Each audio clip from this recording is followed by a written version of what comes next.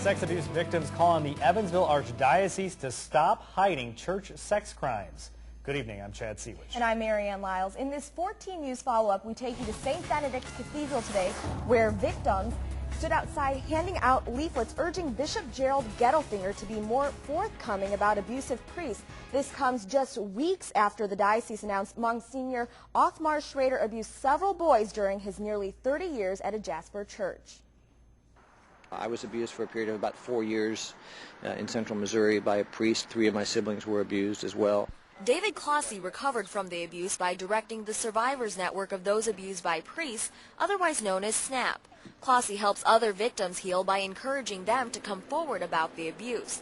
Handing out leaflets at St. Benedict Cathedral, Clohessy is focusing on the Evansville Archdiocese and the recent announcement of abuse by the deceased Monsignor Othmar Schrader, who spent nearly 30 years at Holy Family Church in Jasper. Bishop Gettelfinger, has told the media beginning in 2002 that other priests have been accused of abuse whose names he's not disclosing. And we think that, Catholics in Evansville and the public at large deserve to know who these dangerous men are.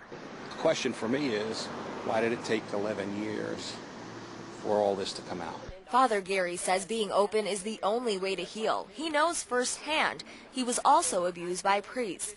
But the abuse goes beyond the Catholic Church as the Jehovah's Witness sexual abuse group joins the gathering. We have seen cases where as many as 60 Jehovah's Witness children have been molested because none of them were considered credible witnesses to the person that was actually molesting them. Most parishioners had nothing to say but told me they hope outsiders don't let Monsignor Schrader's abuse taint their church.